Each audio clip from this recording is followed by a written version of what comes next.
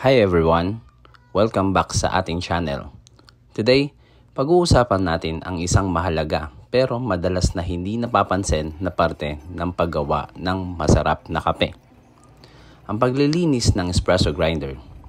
Whether you are a home barista or running a busy cafe, importante talaga na mapanatiling malinis ang grinder for a few reasons. First, let's talk about kung bakit napakahalaga ang paglilinis ng grinder. Ang espresso grinders ay dinisenyo para durugin ang coffee beans into fine grounds.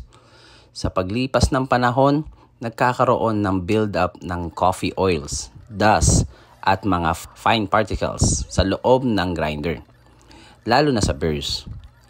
This residue can affect the taste of your coffee, making it taste stale or even rancid.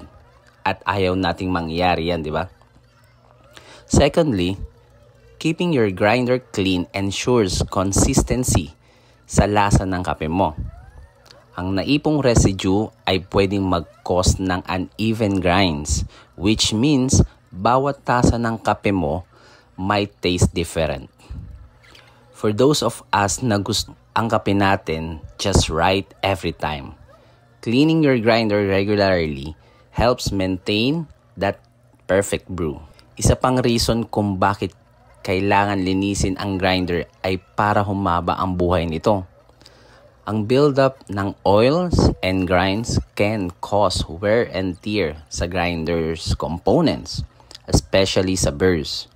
So, by keeping your grinder clean, you're not only preserving the quality of your coffee, pero pinapahaba mo rin ang lifespan ng equipment mo. So, how often dapat linisin ang espresso grinder? Para sa mga home users, a thorough cleaning once a week is good rule of thumb. Pero kung madalas mong ginagamit ang grinder, or if you're running a cafe like 93 Coffee, mas ideal na maglilinis thrice a week.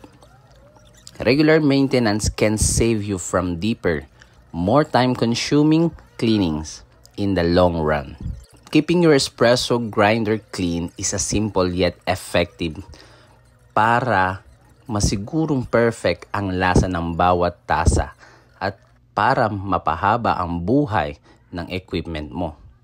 Kaya, huwag kalimutan ang regular cleaning. Kung may mga questions kayo or tips on how you keep your grinders clean, i-share nyo yan sa comments below. Thanks for watching and don't forget to like and subscribe for more coffee tips and tricks.